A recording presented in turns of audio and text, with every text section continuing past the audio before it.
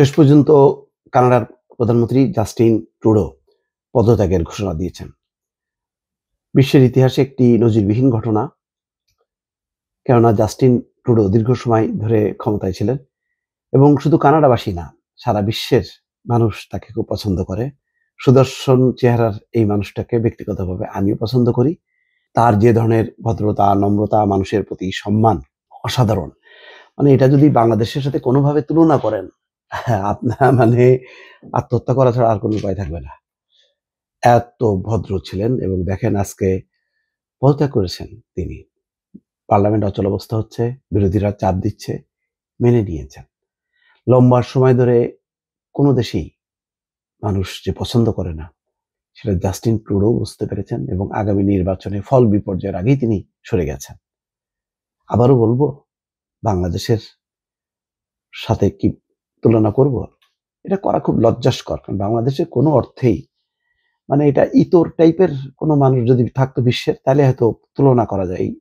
কানাডার সাথে বাংলাদেশে যদি তুলনা করেন, এটা মর্মান্তিক একটা ঘটনা হবে এবং আমার এই আলোচনা আপনারা দেখবেন না। এইটা বলছি এই কারণে, দেখেন কানাডার মতন এত জনপ্রিয় প্রধানমন্ত্রী জাস্টিন ট্রুডো, তিনিও ৯ বছর ধরে কানাডার প্রধানমন্ত্রী ছিলেন। শেষ। চলে যাচ্ছেন। তিনি পরিবারের কাছে বলেছেন এবং বলেছেন যে দল নতুন নেতা নির্বাচন করার পর দলীয় প্রধান এবং প্রধানমন্ত্রীর পদ থেকে তিনি ইস্তফা দেবেন। ফ্যামিলির কাছে তিনি বলেছেন। আমাদের দেশে ছাড়তে চাই ভাই রে ভাই। আপনি হেলিকপ্টারে মানে পালানোর আগ পর্যন্ত আপনি সেনাবাহিনীকে বলতেছেন যে গুলি কর, গুলি করো, তাও সে ক্ষমতায় থাকতে চায়। সংবাদ সম্মেলনে এগুলি এই জন্য বললাম যে এগুলি থেকে শিক্ষা নেওয়ার আছে। সব দেশের শাসকদের শিক্ষা নেওয়ার আছে যে কোনো কিছুই চিরস্থায়ী না। ক্ষমতা, রাষ্ট্র ক্ষমতা, সরকারি ক্ষমতা আসবে যাবে। কোনটা স্থায়ী? জনগণ এবং রাষ্ট্র।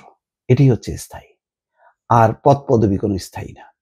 সংবাদ সম্মেলনে ট্রুডো বলেছেন, নিজের পরিবারের সদস্যদের সঙ্গে দীর্ঘ আলোচনার পর তিনি পদত্যাগের এই সিদ্ধান্ত নিয়েছেন। তার সফলতার পেছনে পরিবারের ভূমিকা রয়েছে। গত রাতে নৈশভোজের সময় সন্তানদের কাছে তিনি পদত্যাগের সিদ্ধান্ত জানান। কানাডার রাজধানী অটোয়ায় এই সংবাদ সম্মেলনে সাংবাদিকদের প্রশ্নের জবাবে ট্রুডো বলেন, কয়েক মাস ধরে বাধার কারণে পার্লামেন্ট পুরোপুরি অচল হয়ে গেছে।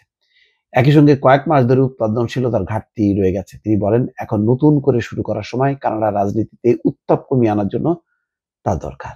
দেখছেন, মানে এই যে মাত্রা, কতটুক পর্যন্ত আমাকে যেতে হবে, আবার কখন আমাকে ফিরতে হবে, এইটা ট্রুডো জানে। যে আপনি দমন করেই যাবেন, নির্যাতন করেই যাবেন, আপনাকে জালিয়াতির ভোট করে ক্ষমতায় থাকতেই হবে, বলবেন যে আমার কোনো বিকল্প নেই। না, জাস্টিন ট্রুডোদের মতো মানুষের সামনে যে বসেন না, কথা বলেন না, 10 মিনিট টিকতে পারেন কিনা। যাক, তৃতীয় মেয়াদে প্রধানমন্ত্রীর দায়িত্ব পালন করে চলা ট্রুডো বলেন, দেশীয় ও আন্তর্জাতিক অঙ্গনে এই জটিল সময়ে দেশকে সঠিক পথে পরিচালনা করার জন্য পার্লামেন্টে একটি নতুন করে শুরু করা দরকার। আগামী 24শে মার্চ পর্যন্ত পার্লামেন্ট অধিবেশন মুলতবি ঘোষণা করেছেন তিনি। ট্রুডো 2015 সালে লিবারেল পার্টির প্রার্থী হিসেবে নির্বাচন করে প্রথমবার কানাডার প্রধানমন্ত্রী হিসেবে নির্বাচিত হয়েছিলেন। এরপর প্রায় 1 দশক ধরে দেশটির নেতৃত্ব দিয়ে আসছেন তিনি। সর্বশেষ 2021 সালে ট্রুডোর নেতৃত্বাধীন তৃতীয়বারের মতো নির্বাচনে জয়ী হয়ে সরকার গঠন করে লিবারেল পার্টি। আগামী 20 অক্টোবরের মধ্যে কানাডায় নতুন নির্বাচন হওয়ার কথা রয়েছে। তার আগে দলীয় নেতৃত্ব প্রধানমন্ত্রিত্ব ছাড়তে বাধ্য হলেন ট্রুডো। পদত্যাগের জন্য বিরোধীদের পাশাপাশি নিজ দলের মধ্য থেকেও ট্রুডোর উপর চাপ বাড়ছিল। এখন ট্রুডোর উত্তরসূরি কি হতে পারেন তা নিয়ে আলোচনা চলছে। সেই তালিকায় ট্রুডোর সরকারের সাবেক উপ-প্রধানমন্ত্রী এবং অর্থমন্ত্রী ক্রিস্টিয়া ফ্রিল্যান্ড এবং কেন্দ্রীয় ব্যাংকের সাবেক কর্মকর্তা মার্ক কারোনির নাম আলোচনায় রয়েছে। সাবেক অর্থমন্ত্রী ক্রিস্টিয়া ফ্রিল্যান্ড গেল ডিসেম্বর মাঝামাঝি পদত্যাগ করেন। এরপর থেকে পদত্যাগের জন্য ট্রুডোর উপর চাপ বাড়ছিল। এই ট্রুডোর এই পদত্যাগ হওয়াতে আমাদের এই অঞ্চলের কিছু ইতর আছে, তারা খুব খুশি হয়েছে। আমি নিঃসন্দেহে, আমি আর নাম বললাম না, কারণ তারা হচ্ছে কানাডায় হত্যা করবে, গুপ্ত হত্যা করবে। সেটা যদি বাধা দেওয়া হয়, তদন্ত করা, তখন তারা ক্ষেপে যায়।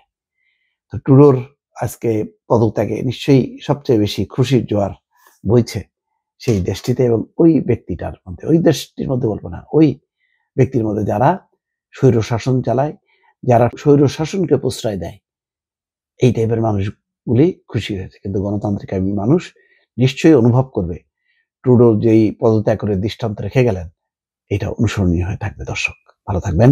আল্লাহ হাফেজ।